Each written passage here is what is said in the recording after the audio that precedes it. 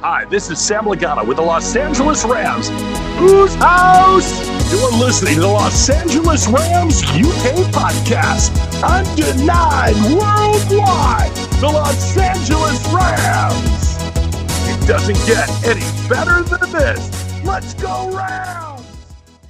Hello and welcome to episode 76 of the LA Rams UK podcast. I'm John, otherwise known as JavaScript, and I'll be taking the reins tonight. And tonight I'm joined by Andy. Andy, how are you going, mate? I'm great, thanks, John. How are you?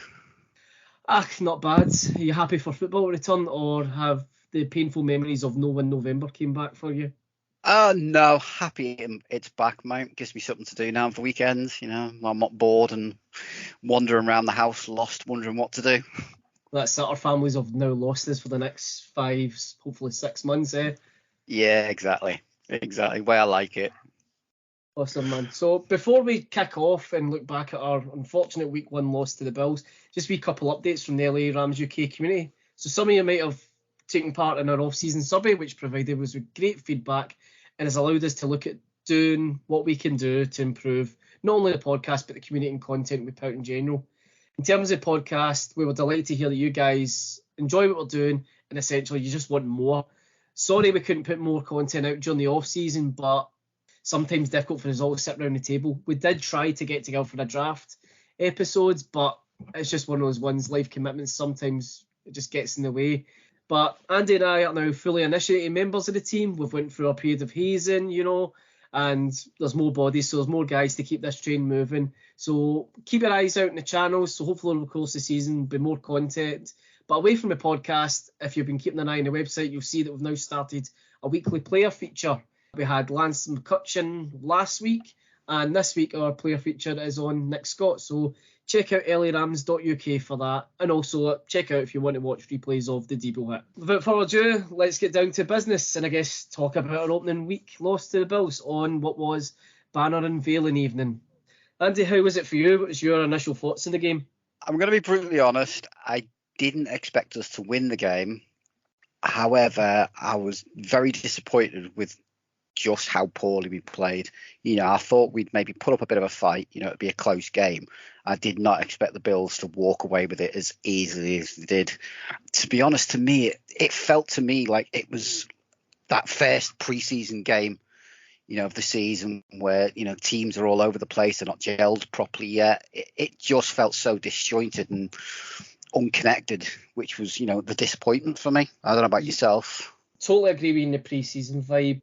I think it's one of those ones, it's easy to forget that our starters don't play the preseason purely to give the guys lower down the depth the chance to step up, prove themselves and whatnot, and also avoid injuries, I guess, to our starters during the preseason. But it felt as if there's still a lot of cobwebs on there to, dust off. I was hopeful we would win the game, but it's one of those ones at the same time, I'm not surprised that we lost, considering I don't even know if you could call it hype around the Bills, but they are being pegged as the AFC team, and they are expected to, be the AFC representative in Arizona. So it's one of those ones. I watched the game on Sunday night rather than watch it live. So my perspective and view of it is probably going to sound a lot different from everyone who watched it live. And reading the comments, I fully understand why, because if I did watch it live, I probably would be raging at the performance. Did you watch it live, Andy? Yeah, I watched it live. It's one of them looking back now. It's like, the pain of staying up till, gone 4 a.m. watching it. You're like, oh, why did I do that? But, it was first game of the season, banner unveiling. It was one of them I had to watch live, no matter what, just because of it. It's the first game of the season and what was happening. But like I say, I wonder as well if a little bit of all the hype of the off season has got to the players a little bit. McVay, is he going to stay? Is he not? Aaron Donald, is he going to stay? Is he not? All that. I wonder if there's been a little bit of that in the background as well that has maybe affected the performance of the players as well. That's something that's has cropped into my mind a few times. Yeah, there could be that kind of not ego about it. The players expect to come in, they're just going to run it back from the off, but it does. Maybe it is the Super Bowl hangover, I guess, is that everyone says when you win the Super Bowl, you're not going to go out and win another one straight away. So it's expected of teams to come out poorly, which is probably why the so-called experts, and I use that term loosely, are kind of pegging us as we've greatly regressed in the off-season, which I don't think is the case. But if you look back at maybe the previous schedules, we've played a lot weaker teams in opening weeks. The players have kind of came out the traps and been able to get not really comfortable victories, but victories and go off the season to a good start. Whereas this is the first time under McVay where we've started with a loss. It could be that, but then there's a lot kind of being said about some of the players, Akers in particular, who we'll come on to later. Going through the game, just looking down the breakdown of the drives. So the Bills started off, came out the trap, 75-yard drive for a touchdown. We punted our next one, which this is going to become a theme for us for the night, I guess. Bills came out with an interception on the next one, and then we punted again. And then again, the defense kind of steps up really quickly from the off, I felt. Because at the start of the second quarter, with a fumble, fortunately Stafford then goes and throws an interception straight away, and we managed to hold them to a field goal before finally we get ourselves on the board with a Cooper Kupp touchdown. Again, another turnover, so 3 turnovers in the second quarter alone. And to wrap up the first half, we had Matt Gay's 57-yard field goal. Coming out of the second half, again, the Rams had 2 possessions in the third quarter, both puntings. The Bills, this is where it just kind of seemed to have fallen away. Coming out 10-10 from the half, the end of the third quarter, we're 24-10 down, following 2 drives, the ended in touchdowns, one of which was a 94-yard drive, and then just in the last quarter, interception again from the Rams, another touchdown from the Bills, another interception for the Rams, Matt Stafford's Friday night, a fumble, and then a turnover and down to the end of the game. It's one of those ones, just wanted to get through that quickly, just because it was a disappointing game overall from the Rams. But overall, Andy, do you think the scoreline reflected the actual performance, or do you think we were just bad all round? No, I thought we were pretty bad. I'd say offensively we were bad. We just did not get the ball going. Three turnovers from Stafford. I think none of us were expecting that. We know he can be a little bit hero ball at times, if you like, and lob it up there. But I don't think we expected that sort of performance week 1 from him. We could not get the run game going, which causes, I think, issues because, as we know, McVay loves to get the ground game going, get passes off the play action. We just couldn't get it going, and the Bills knew what was happening. And to be honest, also, it was going to be typical that for one person, that we let go, which was Miller, comes back and just completely wrecks us. To be honest, like I say, I think defensively, given, the hype that's around the Bills, and, personally to me, I think Josh Allen's probably one of the top 5, maybe top 3 quarterbacks now in the league for me. To hold them to 31 points, I was expecting a bit of a shootout, like the Kansas City game a few years ago, where we were just going to go toe for toe, and it just never seemed to happen. To be honest, my biggest letdown all night was the offensive line. It was just like a turnstile. They may as well have not stood there because they were just getting around them like they didn't even exist half the time. Yeah, in terms of the Bills, I think it was just probably to be expected that Von Miller was going to do what he did. He knows how our players tick. I think it's the same when any ex-Ram goes, especially on defence, they go to another team, then they come up against us. It seems to be just kind of given that they seem to have a kind of standout game against us. On the topic of Von Miller, I think we were all disappointed that he left purely for money, and since has made comments that he didn't want to leave Los Angeles, he wanted to stay with the Rams, but obviously money talks to him. It's not about where he plays, it's not about the rings on his finger, it's all about making money, I guess. But Josh Allen, for me, is probably one of the best quarterbacks in the league. He actually led the Bills in rushing against us as well. He rushed 10 times for 56 yards, one of which was a rushing touchdown, as opposed to Singletary, who only got 48 yards on 8 carries. In fact, Josh Allen rushed for more yards on the ground in all of our attempts, which is frankly quite shocking when you look at it that way. That quarterback, he's not Mike Vick, who was essentially a running back quarterback, and the Falcons never needed to draft running backs because they had Vick. Josh Allen, whilst he is a very mobile quarterback, is not that kind of quarterback, but for him to record that many yards compared to ours, Henderson was 47 yards on 13 carries, Powell 3, Stafford 2, and Akers got 0. So for Allen to beat all of them combined, again, it just highlights there is issues with our running game. There was issues last year, but perhaps use the excuses, our starting running back is injured. We've gone with Henderson and Michelle, who were splitting snaps between them. And as we said last year, many times, they did perform very well for us. What are your feelings on the running game for the Rams? Elsewhere, we'll start with away from Akers. To be honest, without Akers, the running game worries me. With Akers in it, I think it can get better. But it's also got to be, it's not just to do with the running backs. It seemed like the offensive line just couldn't get any push either all night and give them the gaps that maybe they could. I think the only time they managed to get a gap, Henderson did make, was it about 10 to 12 yards he managed to get? Yeah. But that was it. It seemed to be all night the offensive line just could not get that push up front and clear the way for them to go. So it's going to be difficult for the running backs if the line's not doing it. And, that is my biggest worry this season is with the changes on the offensive line. We've lost Big Whit. Corbett left to go to the Panthers. We're just not got that power up front to be able to make those runs anymore in those gaps because the guys we've brought in, Shelton, Brian Allen, they're not the biggest, heaviest guys in the world for offensive linemen. I just think coming up against bigger players, bigger defensive tackles, I'm just not going to be able to make that push to give us the gap, which is obviously then going to affect the run game for us. You could have the best running back in the world back there, but if he's just going to keep smashing straight into the defensive line, we're not going to get that. So I think, as much as some of the people are saying, Akers and everything else, I think a lot of the blame has to go to the line that they need to maybe get a bit more beef behind there to maybe help create some gap. Even if we have to go to, like we did a few times last year, six linemen, heavy packages, and just see if maybe we can get that push a bit easier up front to create those lanes for them. When they go off, Akers and Henderson, Henderson's not the quickest in the world, but he can get you those 5, 6, 7 yards at a time. Yep. And Akers, you give him that lane and he can be gone, providing obviously that his speed's still there.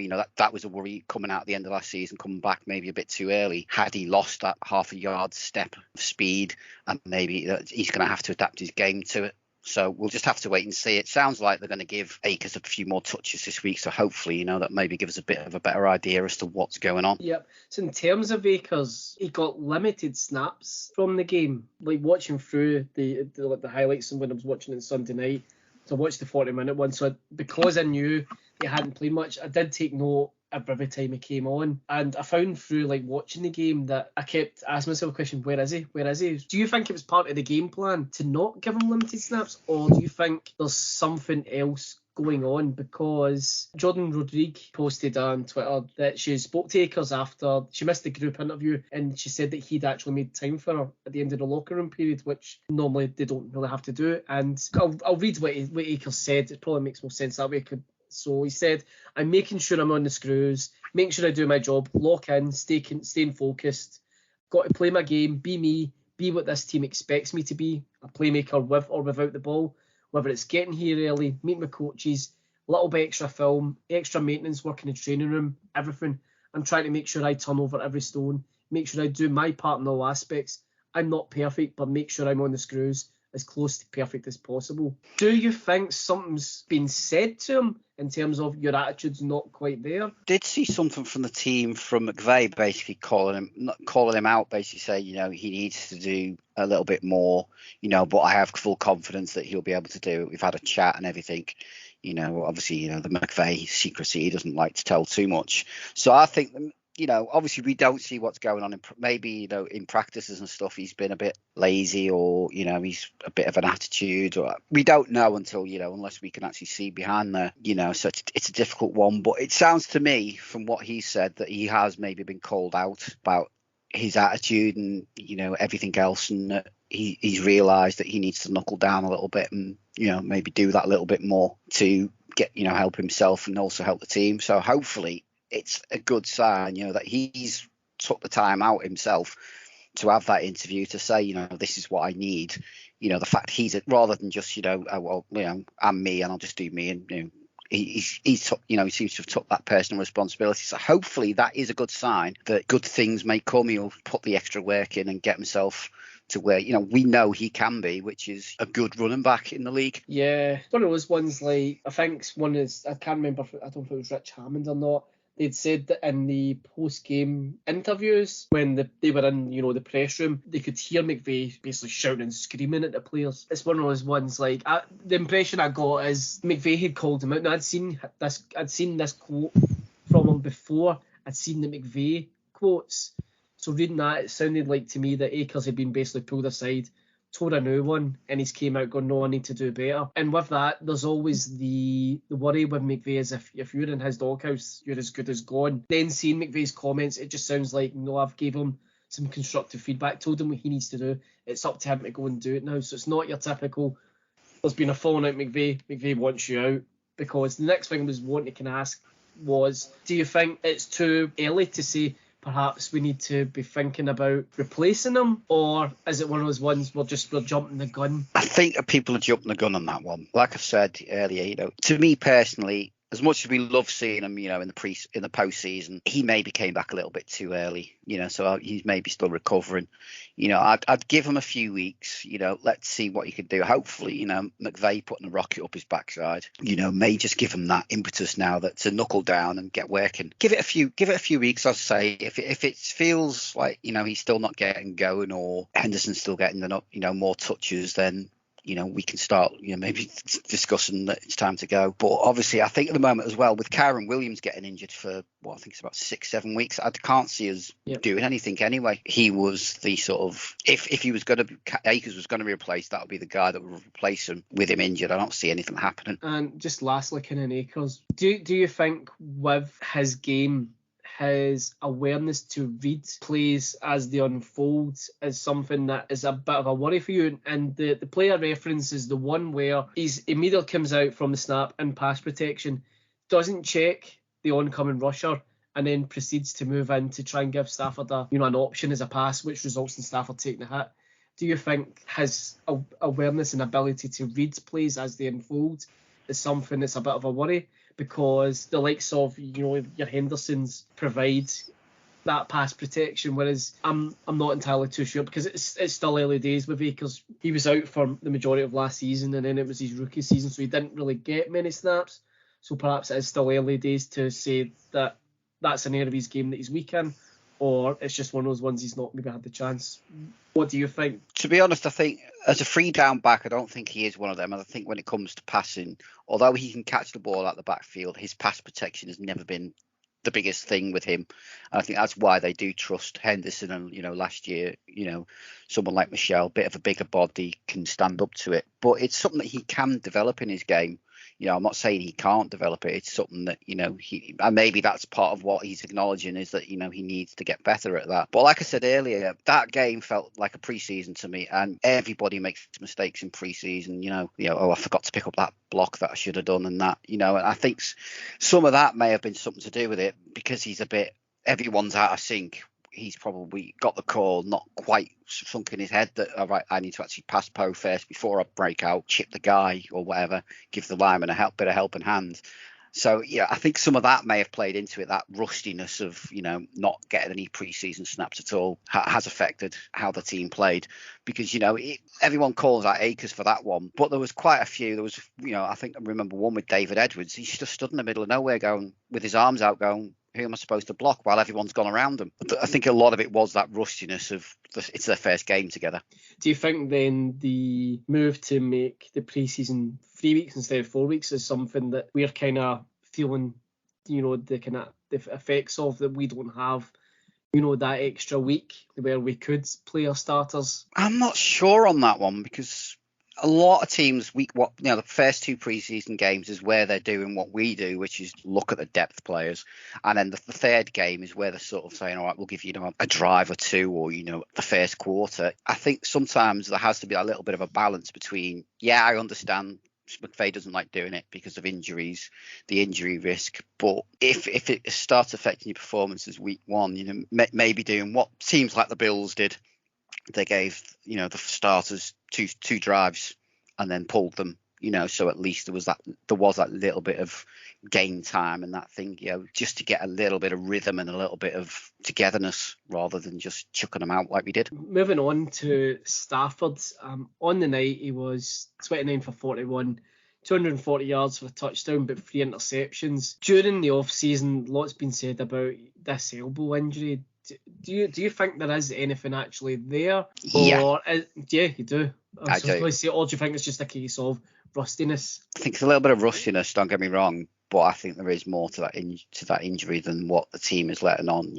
I still remember the Gurley days of McVay. Yeah, there's nothing wrong with him. He's fine. It was just a little nick here, it's a little nick there, and we all know how that ended up. So that is something that worries me, is that they're trying to sort of hide what's going on too. Don't know whether it's McVay's thing or the team's thing of, not giving their opponents the heads up that he's not 100% so they can adjust their game plans accordingly. Yeah. But a lot of his throws just seemed off, or, he again didn't have that zip to the ball that he's used to. Some of that could be he's just getting that little bit older now, so maybe he is losing that little bit of power to his arm. But there has to be something going on with that elbow. There's a reason people have been highlighting that, what he did to sort of try and repair it. And, even pre-season, the scrimmages that they do and everything else, he was missing a lot of time, pitch counting them during that, and you're sort of wondering, is there something more in the background than they're just not telling us at the moment? Yeah, there is that worry. I think it's one of those ones, maybe I'm a wee bit denial that there's something there. When you're saying about the zip to the pass and something looked quite off with him, there was one play where we got the patented Hollywood pass attempt, which went to completely no one. I think it was Henderson was wide open underneath. Stafford's just thinking, no, just sling it down, and it's just totally gone. The other thing is, and you've touched upon it already, is the offensive line was just a bit of a mess throughout the game and couldn't hold off the oncoming rush for long enough for Stafford to be able to scan, read, and make a play, which is probably why it was back to route one to Cup. Just find Cup, get it to Cup. I suppose we'll have to kind of see how the next few games go with him. If there's kind of more repeat of that, then alarm bells are going to start ringing. It may be one of those ones that we got a season out and we got a ring, I guess, but we could be starting to pay for it. I guess time will tell. Just touching upon Cup there, Cup picking up from where he left off last season, 128 yards I think it was on 13 receptions. That toe drag for the touchdown. Well, that was sweet. What I couldn't believe, though, is the commentators had the cheek to question whether or not he actually got in bounds. And it took them, I think, 2 replays before they finally admitted actually he got 3 feet down in the end. Yeah. But how do you feel like seeing Cup come out in game 1 and show that he's fully intending on picking up where he went off last year? Yeah, it was really, that was probably about the only pleasing thing on offense all night, was the fact that Cup just came out and it was like, he hadn't missed a beat. Or, from last year, we was just like, yep, give me the ball, I'll do, work my magic that I do. As you said, you touched on it a little bit. It did feel like in the end we were force feeding him again a little bit of the ball. And what worries me is that a slight injury and without Cup, we could be in serious trouble, which is where I'd like to see the ball getting spread a little bit more around the team. But in terms of his performance, he said in the off season, he's not sat on his laurels. He's gone out, to get quicker, learn more, get himself mentally there, ready to go. So he's even better than he was, last year. To be honest, obviously a small sample size week 1, but it looked like he'd done exactly what he said on the, in his interview, that he was ready to go and he was, quicker and smarter with what he was doing. Yep, I did see the commentators said that Cup had they spoke to Cup and he said that I've had to shave the beard pretty much off because I need to give them something that they can't, like, there's the beard there, he's there, Yeah. It was quite funny hearing, like, no, I've shaved because it's too easy for them to pick up on me now because they just look for the beards. In terms of spreading the ball around, Higbee was his number 2 go-to guy on the day, targeted him 11 times for 39 yards off 5 catches. The main question is Robinson. He only got targeted twice and made 1 catch. Do you think it was maybe a case of because of the problems with the line, he's just looking for Cup or Higbee? Do you think Robinson was being overlooked, or do you think he's maybe going to just be a slow burner as this kind of way progress into the season? Yeah, to be honest, for me, I'm back onto it. I think it's just a lack of pre-season reps between the two of them. I think that does play a big part in it. They haven't got maybe that chemistry quite 100%. Maybe, either Stafford doesn't quite trust him yet, or if you'd have said to me before the game that we'd have only targeted him twice all game, I'd have been like, you having a lot, or did he go off injured or something? Yeah. It just didn't seem like he was looking his way. Like I say, it is early days, but it was worrying. I was expecting a little bit more out of Robinson, to be honest. I was expecting, right, okay, well, Cup's going to get the double teams.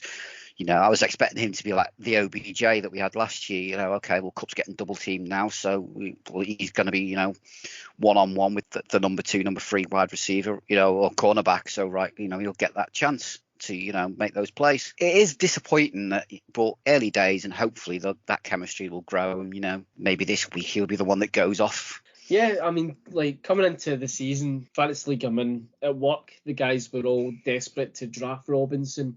And they were all saying this is the guy that's going to not derail Cup season, but this is the guy that's going to take a lot away from Cup, because Cup will be getting, people are expecting Cup to be double teams basically. That they think Robinson, he's going to be a total dark horse on that Rams offense. So for me, I was kind of hoping the same, that it'd get quite a few targets, and we'd get to see that, yeah, this guy is going to be a great number 2 wide receiver. But with Jefferson out in a moment, it raises the question again, do we need to bring in someone like Beckham, or can Skowronek, Atwell and possibly McCutcheon step up? What do you think? Do you think OBJ is still someone that is fully on the Rams radar and will be in the roster, or do you think we should be focusing more on the guys we've got there? I think personally at the moment we should focus on who we've got and not fantasize about, possibilities of OBJ. There's a lot that's still got to be sorted out. Can we even afford him at the moment? Because close we are again up against the cap. I thought for what Skowronek did, all right, he's never going to be that sparer, but I didn't think he played that badly in the the chances that he got. Atwell, I think only got, what was he on one? I can't even remember now if he was one target and he unfortunately dropped it. Yeah, I think I hit his chest. Yeah, it was an easy catch to make. Yeah, the thing is, you watched him pre-season, and the hype he was getting, in training camps, and it seemed that he was doing well. I'm sure, like me, you saw the highlights that the Rams were putting up. He was making some pretty good catches during the pre-season. For a guy's height, it was impressive. Yeah.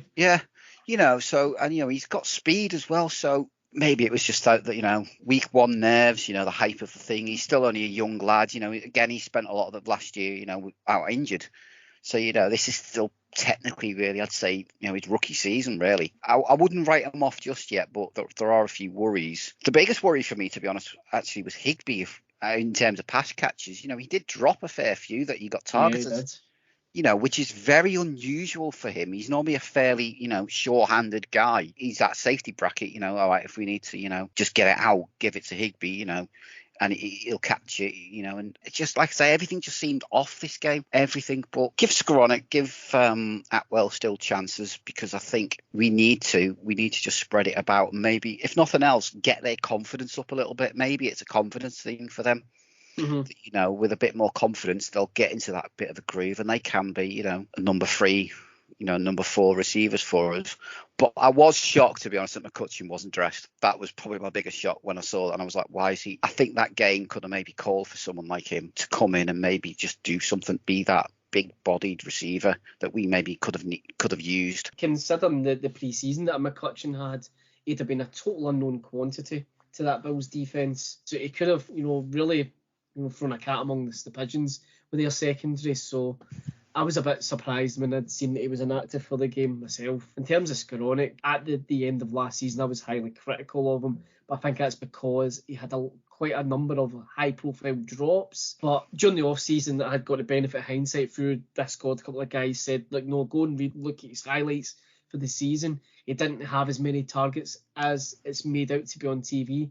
And he did make a lot of decent plays. So, I'm kind of fully go back on what I'd said about him, that in the off-season that he was probably going to get cut. I'm happy to see him on the roster, and I didn't think he had a bad game. It's one of those ones I think he's number 4 on the depth chart. I think he's kind of sitting wide receiver 4. It's one of those ones, I'm kind of hopeful he'll get more and more chances. But with Atwell, like you said, the videos the Rams were putting up in off-season, I thought, my God, this guy is 5 foot nothing, but he's out jumping some of our defensive players. He's making really big catches. He's fast. Maybe we've been sleeping on him. Again, it's hard to jump to conclusions because the pageantry of banner reveal night, like seeing the banners up there, you had Big Wit, you had OBG in Rams colours with a trophy. The pressure probably got to a lot of the players in the end because it was the opening game of the season, not just for us, but for the league. So many eyes were on us. The sound and the atmosphere in the stadium, which, by the way, credit to the Rams fans. I think it's the first time I've noted another team coming and playing a silent count against us the whole game. So, credit was due. But I think it's one of those ones, if you can roll it all up, there was a lot of pressure on them to perform, especially with who we're playing against, because everyone's going, this is a preview of the Super Bowl this year.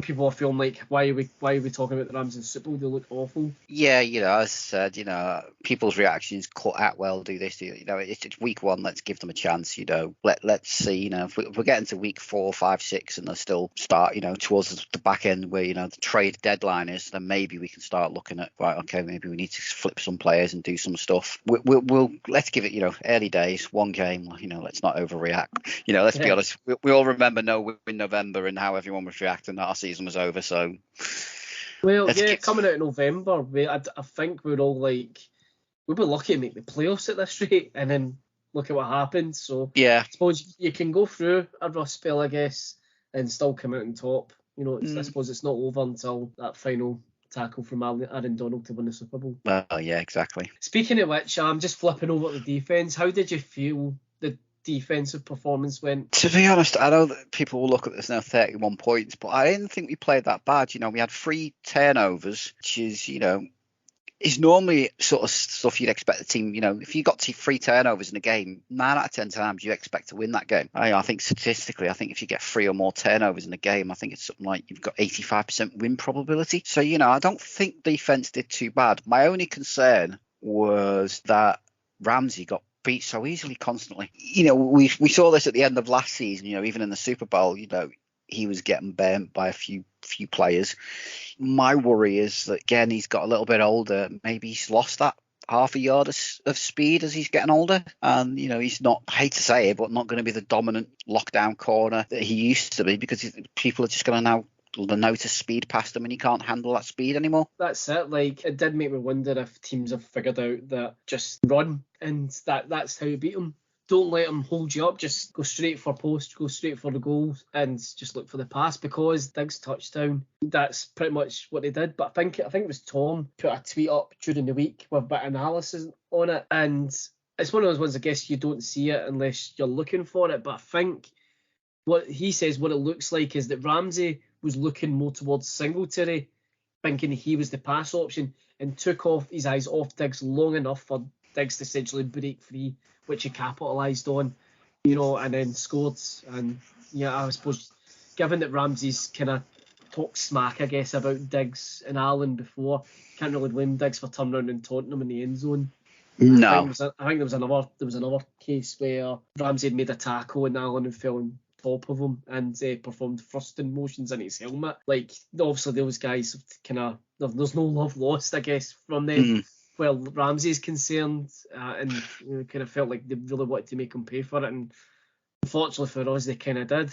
Yeah, if there was the other one as well where Diggs dropped it, and Ramsey stood over him arms out after just thing going. It's like you were actually nowhere near him. It was just lucky that you dropped it, because otherwise, and it was sort of like, what's going on is maybe we all know Ramsey came with a reputation of being, a bit of a diva and everything else.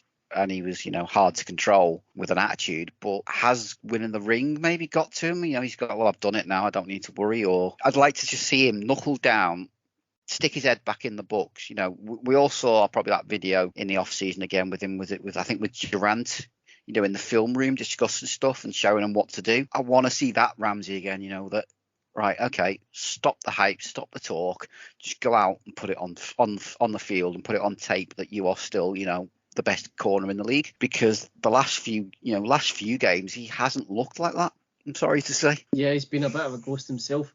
I mean, he did come out, I'm not sure if it was after the game or not. I think the show is called Uninterrupted, and he basically just came out and said, no, we got our asses handed to us. There's no about, we weren't on our game. we're awful, but we know where we went wrong. We know what we need to do. So, like, at least he kind of was putting his hand up. Yeah, like, no, I got bumped. I know what I need to go away and do to prevent that. So, Yeah. I don't know if it was, it may have been, I think it was Havenstein, in fact, that said that in terms of the offensive line, I think he'd said that the day after the game, they were all in watching tape and going over, this is what we've done wrong. It sounds like across the board, quite a few of the players came away from that game and thought, no, this is unacceptable. This is not us. This is not the Rams. This is not Rams football. It's not how we play individually. We can't rest in our laurels here. It doesn't matter if it's week one. They obviously want to set the tone from the off and are pretty much pissed off that they've not been able to do that, especially against a good opponent who, like you said, there's 10 at half time 10-10. It just reminded me of one of those games if we're going to win this, it's going to be one of those games we'll grind it out and it'll be the last quarter, we'll just run away with it. That's what I say. If you'd have said to me, that half time that Matt Gay field goal was the last points we'd have got all game, I'd have been like, no, that isn't us. But another one, again, we were talking about, Akers being in a doghouse. Yeah, I noticed something yesterday. I forgot who it was that put the tweet out that we seem to go with a starting safety duo of Rapp and Scott, and that Jordan Fuller only got, I think, 20% of defensive snaps all game. Considering he was number one one last year, number one. I was quite surprised that he's just totally been left out in the cold. Yeah, is something going on there as well? Is he in McVay's doghouse, or has something happened in the off season? Because last year, if you just said between Rapp and Fuller would have been my number one safety for us straight away. So what's going on back there as well? There's a lot of questions at the moment. I think people are wanting answered that what's happening with the team, with the various positions and the decisions that are being made. What was your thoughts on Wagner's debut? I thought he was okay. He was decent. I wouldn't say it was anything special, but you can see he's not the same player physically that he was, in his glory years of Seattle. He has lost that bit of pace, but he still has the intelligence to get himself in the right position. Yeah, again, week one, new team, new scheme and everything else.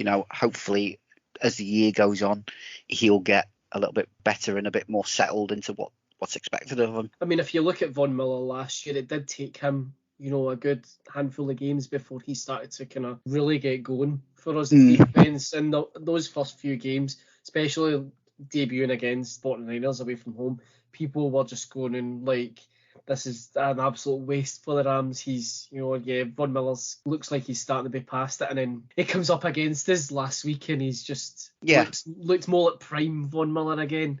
Not to say what it wasn't for us, as the season got on and we got into the off season, he really started to step up and was great.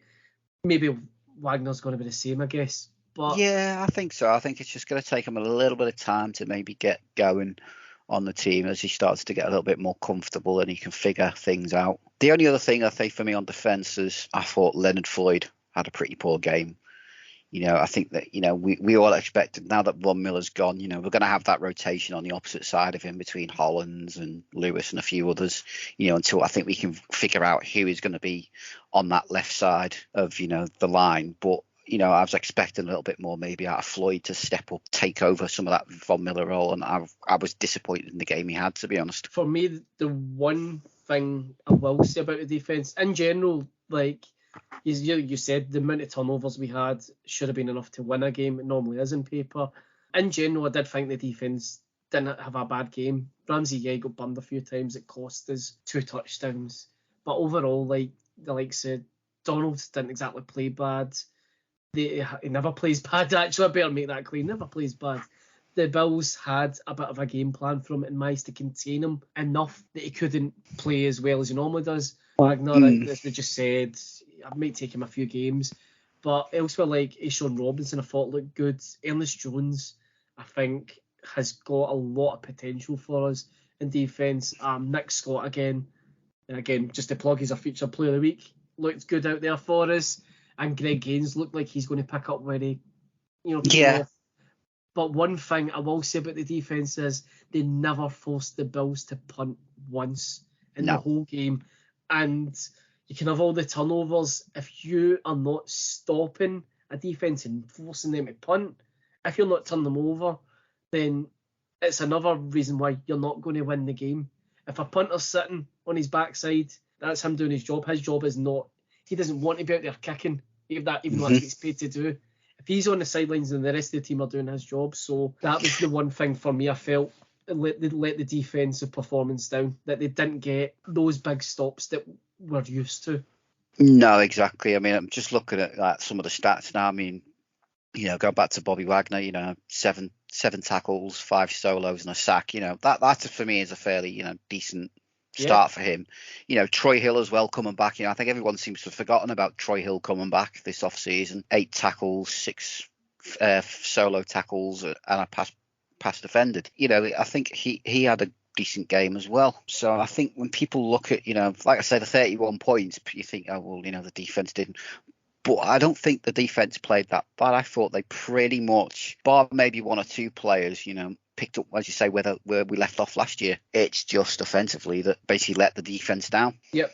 And like you said, going into this game, you were saying that you expected this to maybe be like the Kansas game, that Monday night game. It was just an absolute shootout. And if our offense did get going, yeah, it probably was. I mean, in fact, I can't remember the exact score, but when we went to Buffalo 2 years ago, it wasn't necessarily a shootout, but it was a pretty high scoring game, even though we lost out there. So I think, the one thing you can take from this game is that the offense didn't get going and it let us down, whereas the defense performed almost to the standard that you would normally expect. A good, solid, average Rams performance that normally would be enough to win if your offense was get going. How weird was it seeing a different punter out there, not seeing Johnny Hooker? Yeah, it felt a little bit weird. I'm not being horrible to the guy, but between him and Dicker, I was hoping we kept, Dicker rather than Dixon. I just thought there was something, especially in his the pre-season, he looked pretty decent. But, I'm going to give credit where credit's due to Riley Dixon. He did, what we expect when he was called upon. He had 4 punts, averaged to 45, and 2 were down within the 20, which is what you want. So it didn't feel like we missed a step without Hecker, to be honest. Yeah, it felt weird not seeing that guy out there, but it didn't feel like there was much of a change from last year. And even again, sample size of 1, is for the field goal, but I thought he did well, just holding the snap and getting it so that Matt Gay didn't look, so he could kick it well. It didn't just look like anything had changed. Yeah, well, just mentioning Matt Gay, a 57-yard field goal, I believe that's his longest as a Ram, and once again it had legs to go even further. If he gets a good kick on it, how far do you think Matt Gay could actually kick it? I think 62, maybe 63. If everything goes well, and I think he could hit a 60-yarder easily, maybe a little bit. I don't think he's up there, with Justin Tucker. I don't think anyone's ever going to be as up there with the length of his 67 yards. I think it is the record. So but I think he could hit 60s, low 60s. Myself personally, looking at his field goals, every week he's always, even when he is kicking, 55 plus, they still look like they have, a good 5, 6, 7 yards on them still to go. Any final thoughts in the game before we move on to this week's game? No, just I think this is one of those that we think we just scrub from our memory. We just sort of, okay, well, it happened. Let's, move on and pray next week's a little bit better. And, this was just a blip in the matrix, as we've seen a few times over the years with the team. Last thing for me on the game was it reminded me of the Cardinals home game last season, where it was a poor performance. David Long Jr. last year, he got absolutely bummed. It was Ramsey this time. But we went away, we regrouped and figured out how to beat them. And we beat them twice, away from home and then in the postseason. And the reason I'm bringing that up is it's week 1, they've given us their best. We didn't give them our best. We can go away, regroup. We know how they tick. If we're lucky enough to come up against them again, then we will have a better game plan to beat them. So take the positives we can from the game. Might get beat, but we know what their best is now. Yeah. Yeah, so, that sounds about Yeah, so moving on to this week. Right, that's behind us now. On to this week, and we're up against the Atlanta Falcons at home. Andy, how are you looking forward to this game? I'm a lot more comfortable with this game, to be honest. What we need to do, our game plan needs to be for the Falcons, let them get about 20 odd points ahead, and then we'll win. That's our game plan for the week, I think. Just they just keep, they did it in the Super Bowl, as everyone knows, and they pretty much did it last week against the Saints. They were, what was it, 23-10 up, maybe even more than that, and then it all fell apart as usual for them, just as they looked in cruise control. I know we said this before we came on, but I'll say it again. I think it highlights with the Falcons that Matt Ryan wasn't necessarily the problem with that. It just shows you can take the quarterback out of Atlanta, but the problems are still there no matter what you do. And just on, I know we spoke about it, just to bring it up again. So Matt Ryan obviously surpassed the 60,000 yards this year. Is the ball number assigned to the ball that he threw that pass with was 283 or 28-3. So even getting out of Atlanta, Matt Ryan is still forever going to be haunted by that Super Bowl. Yeah, that's going to be his legacy forever now. Yeah, taking away from the obvious that, just let them get up points and then they'll blow it. What areas do you think will be key for us to win the game? To be honest myself, obviously, I think, offense needs to play better. That's without a shadow of a doubt. This week, an all mocking of the Falcons, I thought they played pretty well. They got 4 sacks across the team, which worries me, especially with our offensive line starting to get a bit patchwork with injuries and everything else. It is starting to worry me. But in terms of game plan, we need to stop the run game for the Falcons. Simple as. I think if we can stop the run game, we'll easily beat them. Again, Cordarrelle Patterson, 120 yards and a touchdown. That guy just looked like a beast. He was running people over. He just didn't care. I think twice I watched the highlights of it, and I think twice Tyrann Mathieu just got run over like he didn't exist.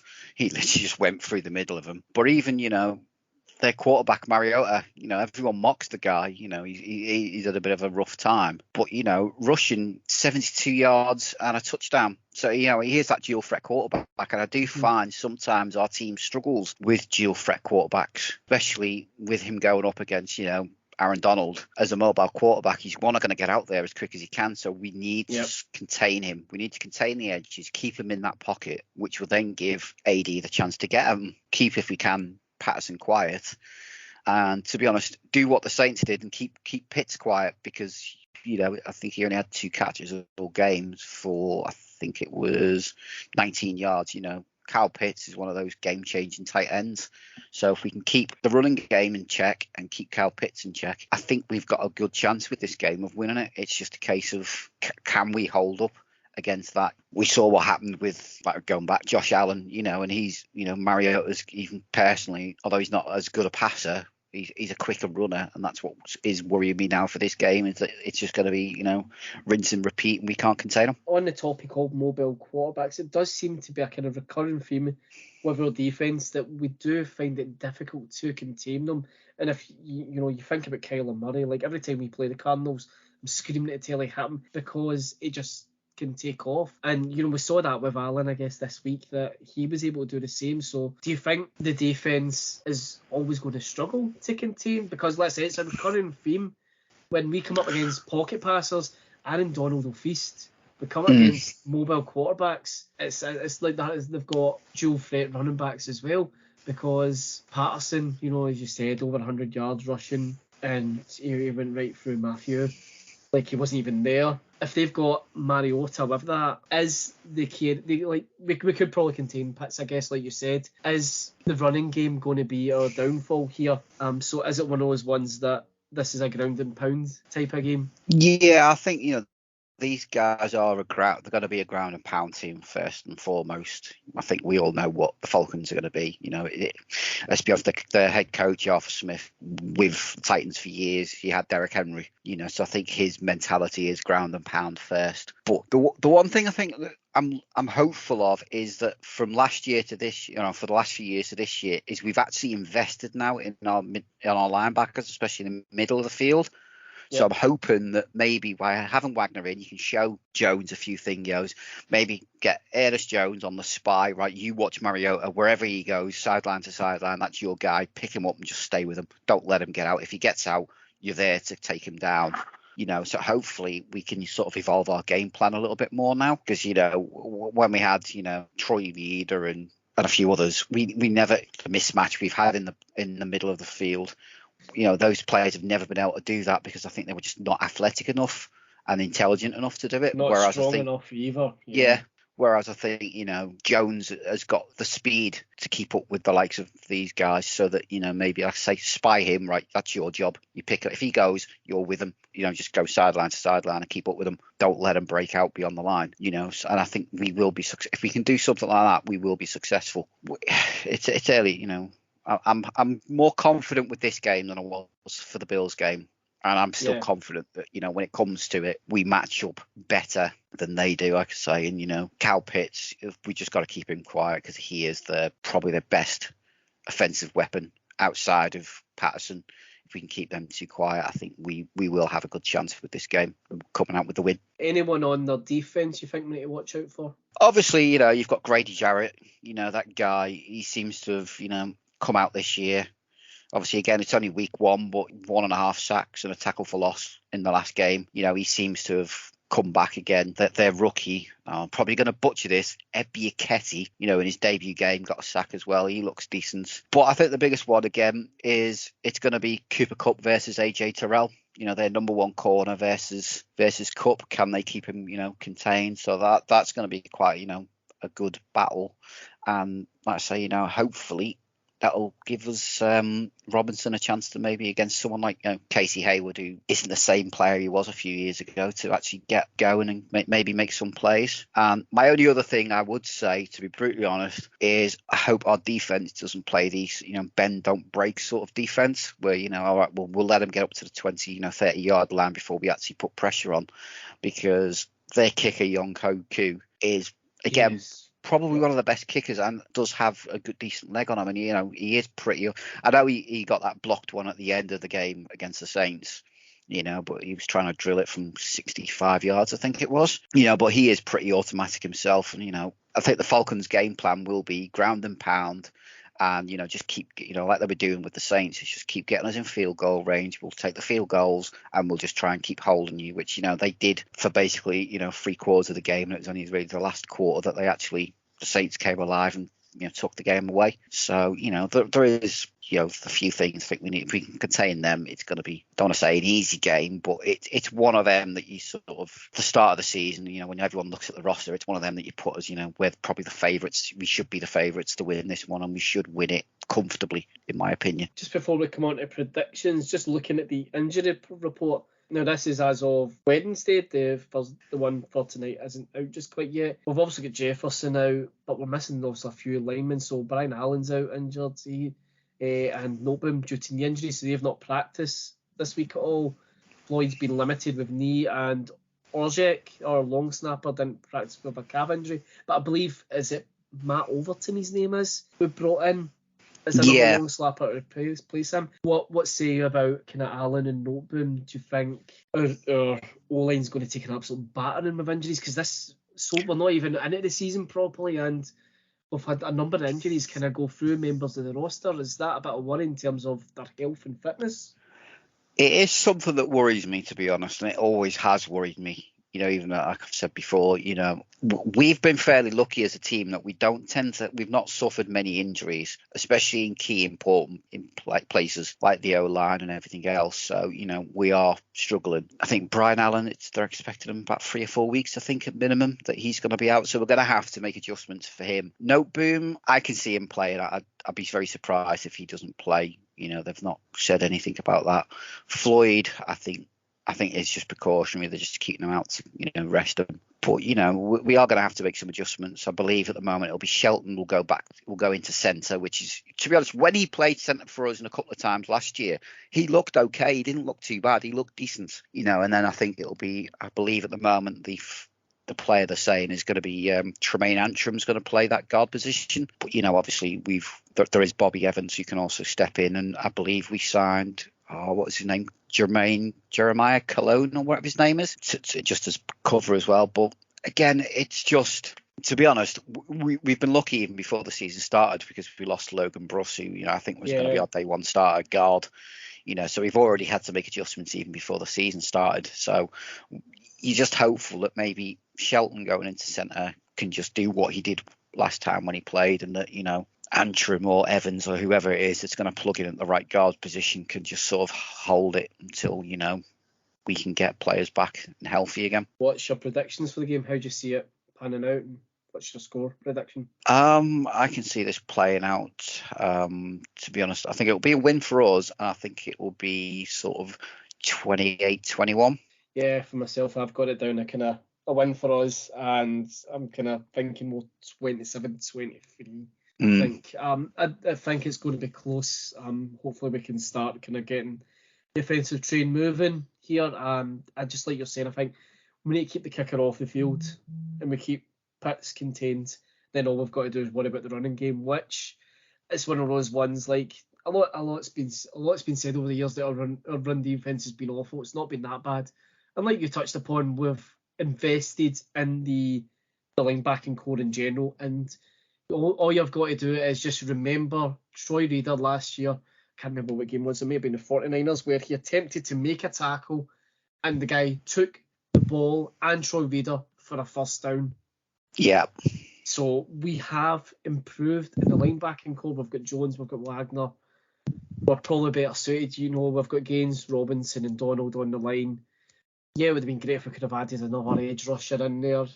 But I think we're pretty solid there to try and contain the run game, as long as we can keep an eye on Mariota not taking off. Like yourself, Andy, I'm confident we should come out with this a win, and fingers crossed we do. Just segueing a bit on predictions, so the guys from the team have already put their picks in for the season. You can see them on the website, talk about each of them, their records we're going for, who we think we're going to mostly lose against, I guess, like rather than we'll talk about who we're beating, how the division record would look as well. This year, for something different, we opened it up a bit to guys out in the community with a offer of a competition. So there's an LA Rams UK word art print that will go to the winner at the end of the season, and all we did is ask guys to basically send in the predictions for the records we'll have, and you kind of win-loss each week. Whoever comes out with the record that's correct goes into the draw for the print. But if someone is an all-seeing eye and manages to predict every single week correctly, we'll maybe just throw something in differently. So in total, including the guys from the team, we've got maybe about 27. So what we're hoping to be able then to use that there is to give you a feeling how the LA Rams UK kind of community feels prediction-wise going into every game. So for week 1, 10 of us predicted a Bills loss, a Bills victory, and 17 of us predicted a win. So kind of more like kind of 2/3 win-loss. So on that, from the team, yourself, Andy, you predicted a Bills win. So did Aaron and Rob, Matt Warren, Lewis Perry, Dan, Jamie Page, Graham Laird, and Dom Harris, who also predicted that. So you guys are all still, as far as we're concerned, all seeing eyes. As for the week 2 matchup, every single one of us has predicted a Rams victory. So 100% chance of winning according to the LA Rams UK community. So just moving on, just elsewhere in the league, in terms of the NFC West, the Winers lost in the swimming pool of Chicago. I don't know if you've seen this, Andy. So Mike Martz did an interview, can't remember with who, and he absolutely tore into both quarterbacks. He tore into Justin Fields, but he couldn't help but get his claws into Trey Lance. You got any initial thoughts about the Messiah for the 49ers, or do you think we're going to see Jimmy G back at under centre very soon? No, I think again it's week 1 game. It was such horrible weather, no quarterback. I don't care, I don't even think Aaron Rodgers, Patrick Mahomes could do as much, could do much with the weather conditions, I don't know. I just have a feeling Jimmy G may be disappearing somewhere soon. There's a few teams that have got quarterback injuries and stuff at the moment, so I can see maybe him being a potential trade target shortly, especially after they restructured his contract, which basically makes it pretty much trade friendly now. I think there will be a lot more interest with teams who've got quarterback injuries. I'm hoping he gets traded, and then Trey Lance just proves to be a complete flop, and that'll make our year. Yeah, to be honest, I'm sure he will. Elsewhere in the division, the Cardinals lost to the Chiefs at home, and the Seahawks, surprisingly for me, beat the Broncos. I was quite surprised that Russell Wilson got booed so heavily on his return to Seattle. Are you surprised about that, Andy? Yeah, but it's Seattle, so you know what the fans are like. I wasn't expecting it, but at the same time, it was kind of when it happened, I was like, oh well, you know, it's Seattle's fans. You know, they're not exactly, you know, the best fan base in the world. But that to me, I think was a shock of the whole week one was the Seahawks. I did not expect, you know, I was expecting the Broncos to run away with it by the end of the first quarter. Yep. Not to actually lose the game, you know. And if you'd have said to me, come, you know, I know it's only week one, but Seattle would be leading the division, I'd have been like, you having a laugh? Well, that's it. You know, Yes. who did they trade for? You know, which quarterback did they trade for? You know, before the season started to actually get a win. You know, so some ways lucky that, to be honest, I don't see the Seahawks winning many more games. I think that was just the hype of, you know, we're going against Wilson again. You know, I think as the season goes on, they'll struggle.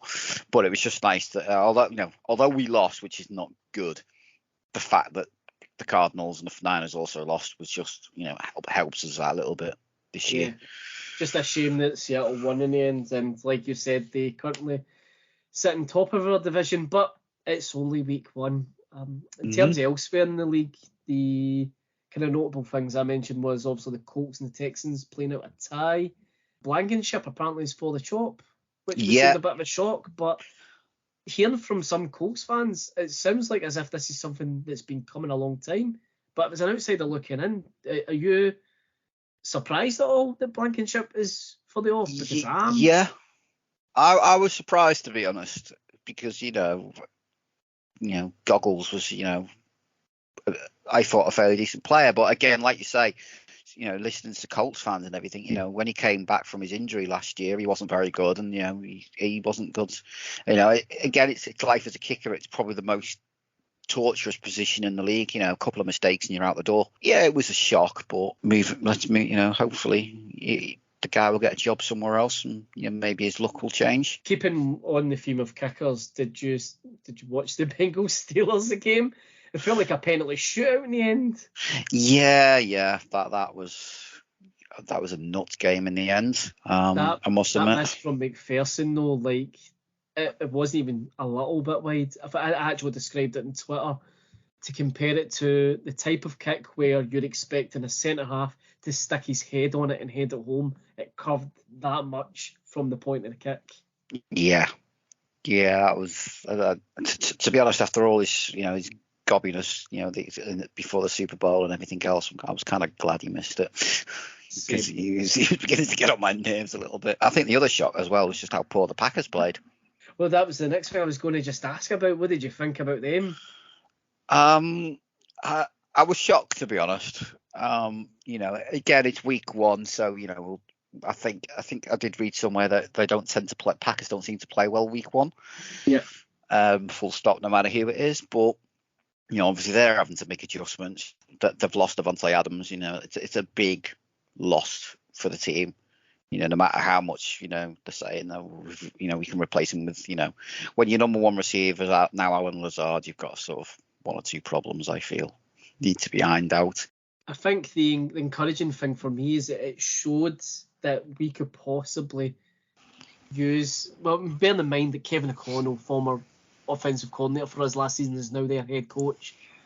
For me, I'm saying it's encouraging because obviously we were under his offensive kind of system, that we could utilise Cup to essentially rip their secondary, and specifically Jair Alexander to shreds, because Jefferson just looked absolutely immense. Oh God, yeah. Against them. I know he made a few. You know, he's been gobbing off in the off season and everything else.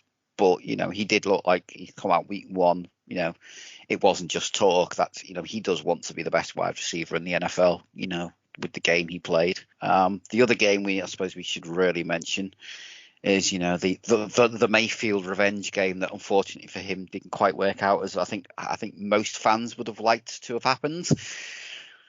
So with the Panthers and the Browns. Did you see actually during that game that the two of the Panthers offensive lines blocked each other? Yeah. Like, it was great play from the Browns to make it happen, but like, I saw the picture at first and it was one of the ones I was like, what, how is that possible? When you see that actually in motion, it's good play from the Browns to do it, but it's just hilarious because both men actually put up and start blocking each other before Yeah. they realise, oh, hold on. Yeah, hang on. I know you're my mate. What are you doing here? No, we need to. Oh, it's too late. That was a game. I think everyone was sort of secretly a Panthers fan for that game. Yeah. Just, I think we all wanted Mayfield to win that one just as a bit of a kick in the teeth to the Browns. Anything else there from the league you want to mention? Just obviously, there's been a few injuries announcements over the past couple of days. Obviously, it looks like Jamal Adams is done for the year. TJ Watt is, I think, tore his pec, so he's expected to be out till pretty much mid-season now. So, a few notable injuries up and down the, already week one in the league. We just need to keep an eye on, I think, as the season goes on. Cool. Okay, so moving on to the socials. So every podcast without question, invite you guys for questions from Facebook, Twitter, and now our Discord channel. So starting off with Vince Kitagawa for Facebook. Do we really need to look back at the game? Does anyone understand this coach's statements about Eckler's needing to show more urgency? I'm baffled. Only 3 carries. That's only 2 more than Powell.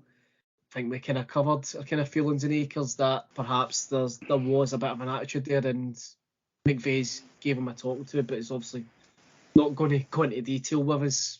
Yeah, I think we've pretty much covered that one, yeah. Scott Kirkwood on Twitter also kind of asked the exact same thing about Akers. What's in the Akers situation? Is he still hurt?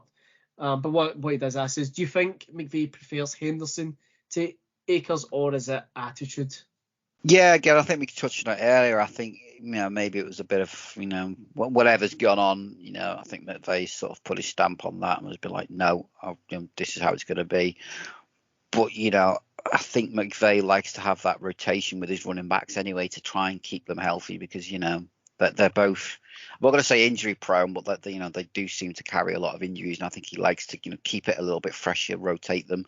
And as I say, I think on third downs, Henderson, I think, is McVay's preferred choice simply because he can pass block better than Akers can. Graham Laird on Twitter, what's the reason behind Stafford getting sacked 7 times? Is our offensive line not good enough without Whitworth, or will another receiver option help Stafford in that regard? Again, like I said a bit earlier, the offensive line looked like a bit of a rotating door. We've got a few players that are stepping in, for their first real season as starters. Noteboom, although he was going against Von Miller week one, that's a hard task for any offensive lineman, even for Big Wit. It's a hard task to defend, especially when he's on fire the way he is. I'd give Noteboom a little bit more time, see how, he settles in, because he has looked good for us when he's had to step in for Whitworth. So hopefully, like I say, week one nerves, maybe a bit of lack of preseason and everything else, he'll get into it. Shelton, Coleman and that, there's a few, players that are starting their first games, that the offensive line's got,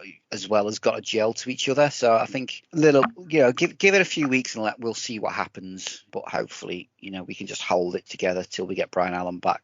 But if it comes to the choice between selling maybe OBJ and bringing, I will say, bringing in maybe a veteran offensive lineman, I would rather at the moment that we brought in some extra linemen just to help, if nothing else, and maybe secure. Because at the moment, if Stafford has only got, a second or two to, he's not going to be able to get through his progressions as well, But also on the plus side to that is if we can get the run game going, that all opens up the play action game, which, suits Stafford as well, because it also suits our line because they're moving, they're not having to, stand up to power, which, like I said earlier, I think we struggle with.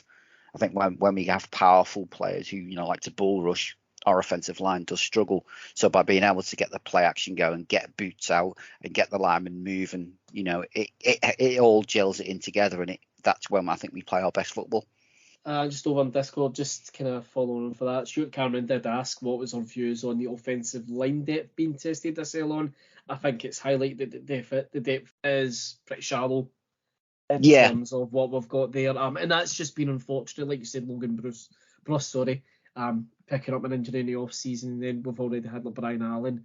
I think it's shown that, like you said, if the choice is to be made between OBJ and someone for the line is more important because OBJ is a luxury. At this moment in time, regardless of how we played last week, I would probably still say we kind of need more depth there because of injuries. We're relying on undrafted players to fill those gaps, or late round, round 6, 7s. how many of them genuinely are anything more than, backup caliber players at the best in their careers. There's you're few and far between if you catch that lucky star that actually takes off. There's hope for these guys that they can maybe we've had good trainers, but this is the problem. Like I say, like I've harped on before, when we don't have your first, second rounders because you're trading them. That's where you get the generational, talented linemen, and we can't do that because of our strategy.